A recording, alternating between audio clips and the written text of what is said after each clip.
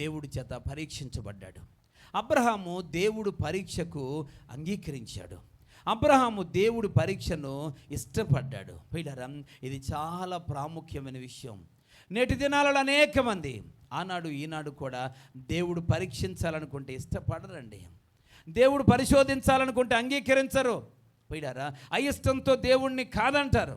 దేవుడు ప్రియులారా అబ్రహాముని పరిశోధించాలనుకున్నాడు. మనకు తెలుసు 22వ అధ్యాయములో ఆ మాట చూస్తాం. మొదటి వచనంలో, ఎట్లనగా దేవుడు అబ్రహామును పరిశోధించెను. దేవునికి స్తోత్రం. ప్రియులారా, అబ్రహాము దేవుని యొక్క పరిశోధనని ఇష్టపడ్డాడండి. దేవుడు పరీక్షించడాన్ని అంగీకరించినట్లుగా మనం చూస్తూ ఉన్నాం. కాబట్టి దేవుని చేత మనము పరీక్షించబడితే మనం అత్యధికమైనటువంటి ఆశీర్వాదాన్ని పొందుతాం. దేవుడు మనల్ని పరీక్షించాలనుకున్నప్పుడు అంగీకరించాలమ్మ.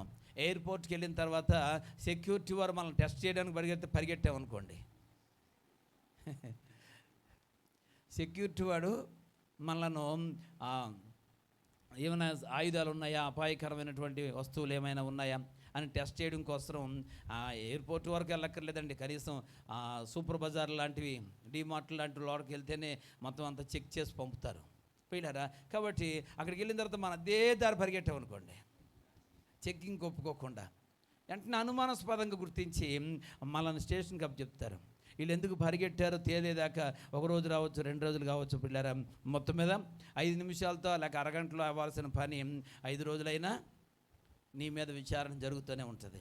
పిల్లరా, పరిశోధించడానికి అంగీకరించు. దేవునికి స్తోత్రం. నీలో ఏ కల్మషం లేదు, ఏ భక్తిహీనత లేదు, ఏ అవిశ్వాసం లేదు.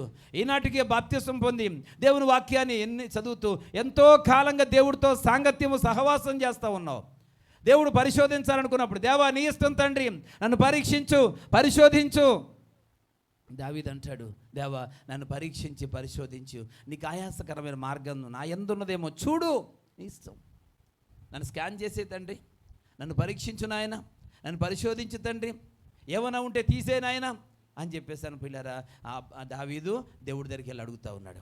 అబ్రహాముని దేవుడు పరిశోధించాలనుకున్నప్పుడు అబ్రహాము 100కి 100% దేవుడికి సహకరించాడు. ఈరోజు పిల్లరా, నీవు నేను కూడా సహకరించాలి. దేవుడు పరిశోధించడానికి ఇష్టపడతాడు. ఒక్కొక్కసారి మనం ఇంతకాలం నుంచి ఎన్ని వాక్యాలు విన్నామో, ఎన్ని వందల ప్రసంగాలు విన్నామో. పిల్లరా, నేను లెక్కేసాను ఇందాక, ఏంటంటే ఒక 20 సంవత్సరాలు నువ్వు దేవుడి సన్నిధిలో నమ్మకంగా సాగుతూ ఉన్న విశ్వాసం అయితే 20 సంవత్సరాల నుంచి దేవుడి సన్నిధికి వస్తే 1120 ఆదివారాలు నువ్వు దేవుని ప్రసంగాలు విన్నావు. పిల్లలు, అవిగాక ఉపవాస ప్రార్థనలు, అవిగాక కృతజ్ఞత కూటాలు, అంటే ఇంచుమించు 2500 3000 ప్రసంగాలు వినుంటావు. ఏంటి ఫిక్స్డ్గా. ఇంకా అవి కాకుండా ఇంకెన్నో. పిల్లరా, బైబిల్ ఎన్నో వందల సార్లు చదివావు, ఇన్ని వాక్యాలు విన్నావు. కానీ నీ జీవితంలో ఈరోజు పిల్లరా నిర్దిష్టమైనటువంటి నిర్ణయాలు ఈరోజు మనకు లేకపోవడం విచారకరమైన పరిస్థితి. పిల్లరా, ఇన్ని వాక్యాలు, ఇంతమంది భక్తుల గురించి విన్నాం కదా, మనం రెడీగా ఉండాలా. దేవుడు పరిశోధిస్తానంటే సరే ఓకే నన్ను పరిశోధించు, నన్ను ఏ విధంగా పరీక్షించడం నా ఇష్టమే, నీకు ఇష్టం, నాకు ఇష్టమే తండ్రి, నీ ఇష్ట ప్రకారంగా నన్ను పరిశోధించు తండ్రి, నీ ఇష్టం అని ఎంతమంది అనగలుగుతున్నారు?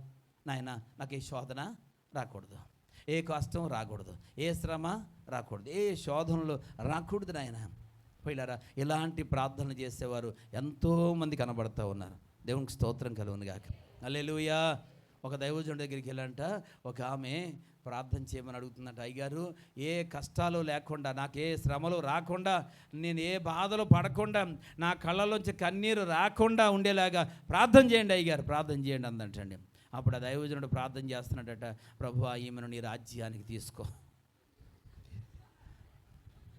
ప్రభువా ఈమెను నీ రాజ్యానికి తీసుకో.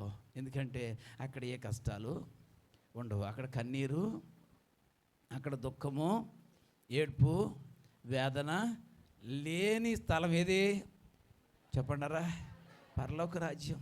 కనుక ఈమె ఇక దైవజనుడు చెప్పడానికి అవకాశం లేకుండా చెప్పేసిందంటండి. అయ్యా, ఇంకా ఈ కష్టాలు పడ్డంత కాలం పడ్డానండి, ఇక కష్టాలు పడలేనయ్య గారు, కష్టాలు పోవాలా, శ్రమలు పోవాలా, ఇక నేను ఏడలేనయ్య గారు. ఏడిసి కళ్ళు పొడారిపోయినాయి, అందుకని కన్నీళ్ళు రాకూడదు నాయన. ఇవేమీ లేనటువంటి స్థితి నాకు వచ్చి ఇలా ప్రార్థన చేయండి అంటే దైవజనుడికి మతిపోయి ఇంకొకటే ప్రార్థన చేశాడంట, ప్రభువా నువ్వు. ఇంకక్కడైతే ఏ యాతన ఉండదండి, ఏ కష్టం ఉండదు, కన్నీళ్ళు ఉండవు, దుఃఖం ఉండదు, ఆకలి ఉండదు, వండుకోవడాలు ఉండవు, తిండాలు ఉండవు, తెచ్చుకోవడాలు ఉండవు, ఉద్యోగాలు ఉండవు, వ్యాపారాలు ఉండవు, అప్పులు ఉండవు, వడ్డీలు కట్టడం ఉండదు, ఏ గొడవ తన్నుకోవడం ఉండదు, కొట్టుకోవడం ఉండదు. పిల్లరా ఒకరినొకరు అనుకోవడం ఉండదు, దూషించుకోవడం ఉండదు, హేళన చేసుకోవడం ఉండదు, అవమానపరచుకోవడం ఉండదు. ఇక ఏ గొడవ లేని రాజ్యం అది. దేవునికి స్తోత్రం కలుగును గాక. హల్లెలూయా. కాబట్టి ఈ లోకంలో ఉన్నంతకాలం మనకి ఏదో ఒక శ్రమ వస్తుంది, ఏదో ఒక శోధన వస్తుంది, ఏదో ఒక ఇబ్బందికరమైన పరిస్థితి కూడా మనం ప్రయాణం చేయాలి. పిల్లరా వాటన్నిటి విషయంలో కూడా దేవుడిని అడిగేయకూడదు. పిల్లరా మనం భరించగలిగినవి మనం భరించాలి, మనం సహించగలిగిన వాటిని సహించాలి. పౌలు గారి ద్వారా దేవుడు అన్నాడు కదా, ఏదైనా నువ్వు సహించగలిగినంతకంటే ఎక్కువ ఏది నీకు చెప్పండి, నమ్మండి, వాక్యం నమ్మండి. నేను భరించలేనంత బాధలు వచ్చేస్తున్నాయంటే కాదు కాదు కాదు, నువ్వు భరించలేకపోతున్నావంటే అర్థం ఏంటో తెలుసా, నీలో ప్రార్థనా శక్తి లేదని అర్థం. ప్రార్థన చేయి, భరించే శక్తి దేవుడు ఇస్తాడు. దేవునికి స్తోత్రం. ఎంత శోధన ఇస్తాడంటే ప్రార్థన చేసేవారు భరించే శోధన ఇస్తాడండి. ప్రార్థన చేయగలిగిన వారు ఎంత శోధన భరించగలరో అంత ఇస్తాడు. ఇది ప్రార్థన చేయని వాళ్ళకి వచ్చేది ఎలా ఉంటుంది?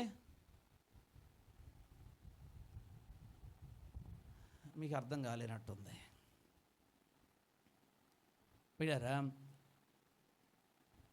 ఒక 40 సంవత్సరాలు ఉన్నవాడు మోయగలిగిన బరువుని 20 సంవత్సరాలలోడికి ఎత్తెత్తి ఎలా ఉంటుంది? నేనేమంటున్నానంటే శక్తివంతమైన సగటు నువ్వు ఎంత ప్రార్థన చేయగలవో అంత ప్రార్థన చేయగలిగిన వాడిగా నీవు ఉన్నప్పుడు నువ్వు మోయగలిగిన భారం నీ దేవుడి మీద పెడతాడు. నువ్వేం చేస్తున్నావు? ప్రార్థన లేకుండా జీవిస్తున్నావు. అప్పుడు నువ్వు తట్టుకోగలవా? చెప్పండి, తట్టుకోగలవా? తట్టుకోలేవు. మధ్యాహ్నం 2 గంటలకు అందరూ రండి, ఇదిగో ఈ పని అంతా చేయండి అన్నాను. మధ్యాహ్నం 2 గంటలకి అందరూ రండి, ఈ పని చేయండి అన్నాను. పిల్లరా ఒకరు వచ్చి నేను ఇది మొయ్యలేనండి అంటున్నాడు. మొయ్యలేకపోవడం ఏంటి, ఇది మొయ్యలేకపోవడం ఏంటి అని నేను అంటుంటే లేదండి మొయ్యలేనండి అని అంటున్నాడు. తినలేదండి. ఏంటి 2 గంటలకు వచ్చేవాడు ఏం చేసి రావాలా? నేను కూడా ఏమనుకుంటాను, పని చెప్పేవాడు కూడా 2 గంటలకు వచ్చినవాడు 2 గంటలకు రండి అని చెప్పిన తర్వాత 2 గంటలకు వచ్చిన వాళ్ళు ఎవరైనా కానీ తినేసి వచ్చి ఉంటారు అనుకుంటాం కదా. వీడు తినకుండా వస్తే మొయ్యగలడా? మొయ్యగలడా? చెప్పండి, మొయ్యగలడా? పోయిడారా? ప్రార్థన చేసేవారికి ఎంత శక్తి మోయగలరో ఆ దేవుడికి తెలుసు. అంతా పెడుతున్నాడు. నువ్వు ఎందుకు తట్టుకోలేకపోతున్నావు తెలుసా? నీలో ప్రార్థన. తినొచ్చేవాడు మోయగలిగిన బరువు చెప్తున్నాడు, కానీ నువ్వు తినకుండా వచ్చావు కనుక ఆ బరువు మోయలేకపోతున్నావు. ఈరోజు నువ్వు సహించలేకపోవడానికి గల కారణం, అయ్యా పౌలు గారి ద్వారా చెప్పావు భరించలేనంత ఎక్కువ శ్రమ నీకు రానివ్వనన్నావు కదా నాయన, ఇంకెక్కడ భరించరు నాయన, భరించలేకపోతున్నాను తండ్రి అంటే. అవును, నువ్వు ప్రార్థన శక్తి లేదు నీలో. ఎక్కడ భరించగలవండి? ఎక్కడ సహించగలవు? వాక్య సంబంధమైన జ్ఞానం లేదు, దేవుని మీద బలమైన విశ్వాసము లేదు, ప్రార్థనా జీవితం లేదు. ఏదైనా సమస్య వస్తే మనుషుల దగ్గరికి పరిగెడతావు, వైద్యుల దగ్గరికి పరిగెడతావు, కానీ దేవుడి దగ్గరికి పరిగెట్టవు. దేవా నువ్వు స్వస్థపరచు తండ్రి, నువ్వు శక్తిగల దేవుడు నాయన, అసాధ్యాన్ని సాధ్యం చేసే దేవుడు తండ్రి అని ఒక్క మాట నీ జీవితంలో అడగడమే కాదు, మోకరిల్లి ప్రార్థన చేసే సమయం పిల్లలు ఈరోజు నీ జీవితంలో కరువైపోతూ ఉంది. కష్టాలను, శ్రమలను, శోధనలను సహిస్తున్నావు, ఎన్నో విషయాలు కన్నీరు గారుస్తూ ఉన్నావు, అనేక మందికి చెప్తాయి నీ కాలక్షేపం చేస్తూ ఉన్నావు, కానీ కనీసం దేవుడు సహాయం కోసం యేసయ్య పాదాల దగ్గరికి వెళ్ళి మోకరించి ప్రార్థన చేయలేకపోతున్నావు. ప్రార్థన నీ పరిస్థితులను మారుస్తుంది. దేవుడు నీ స్థితిగతులను మార్చివేయడానికి నువ్వు చేయాల్సిందల్లా కేవలం ప్రార్థన. ఆ ప్రార్థన నిర్లక్ష్యం చేస్తున్నావు. ప్రేమ సహోదరి సహోదరుడా, ఇక మీద నిర్లక్ష్యం చేయకూడదు, ప్రార్థించు. దేవునికి స్తోత్రం. హల్లెలూయా.